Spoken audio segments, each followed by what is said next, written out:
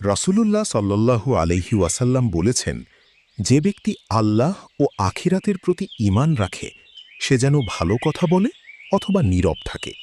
সহিহ আল বুখারী এবং সহিহ মুসলিম।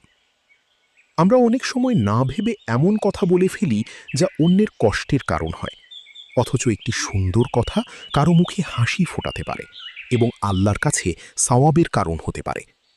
তাই কথা বলার আগে চিন্তা করুন। যদি ভালো কথা বলতে না পারেন তাহলে নীরব থাকাই উত্তম। আল্লাহ আমাদের সবাইকে উত্তম চরিত্র ও সুন্দর ভাষার অধিকারী বানিয়ে দিন। আমিন।